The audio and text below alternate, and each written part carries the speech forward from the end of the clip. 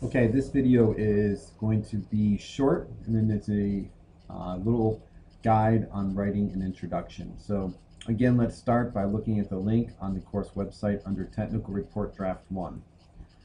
I'm going to scroll down to Introduction. I have the introduction here split up into 4 steps. Basically, the purpose of the introduction is establishing a context for the experiment.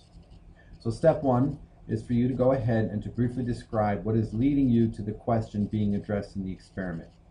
This will also require a little bit of a background to the research question. So for example, in the experiment of second order systems, you would describe what a second order system is and give a few examples of such systems. And that would include also any equations that would be used to describe the system. Step 2 is to describe the application of the general research area that the question addresses. So how would answering the question be applied to the research field? So in examples of second order systems, you would explain how knowing the values, for example, of certain parameters for a second order system are helpful in design or helpful in being able to describe the system. Step 3 is a paragraph which is meant for you to lead into the objective of the experiment. And then also, it is also important to establish the scope or the context of the experiment. And then step 4 is to state your hypothesis. Okay. Once you write up your intro, you can go over to Technical Report Draft 2. Scroll down to Introduction, and what it has here are the 3 areas under which the introduction will be evaluated. Those 3 areas are indicated on the evaluation for Draft 1 of the technical report. So actually, why don't I go ahead, go to Forms and Documents, click on Technical Report Draft 1 Evaluation, and we can look briefly at what the criterion are for which the introduction will be evaluated. So give this a second to, it's a little blurry and hard to see at this point. There we go, it's starting to clear up a little bit.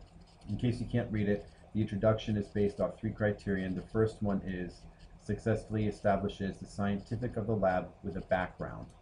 So what you're required to do is to, there we go, that's much more clear, is to establish a scientific concept of the lab with a background. And then the second criterion is to is based on whether or not you effectively present the objectives and the purpose of the lab. And then the third criterion is how you state the hypothesis and how you provide logical reasoning for that hypothesis.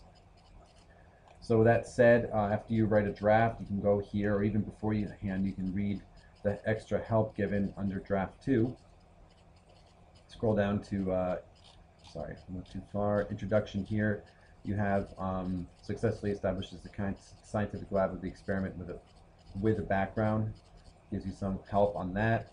Effectively presents the objective and purpose of the lab.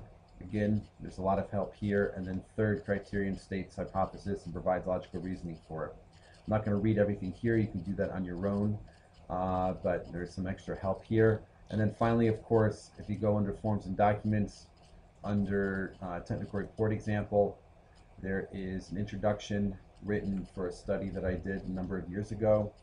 Let's just scroll down. You can see the introduction here, background, then my hypothesis is stated, and then there's notes here where I just note a few things that are important to look at. Main objectives are stated, the hypothesis is clear, it's not too long, and a brief background is given. So that's all the material. I know this video is short, went through it quickly, but again, the point is just to make sure that you understand the resources available to you to help draft your introduction. Again, I'm here if you have any questions on that, but this concludes the introductory video.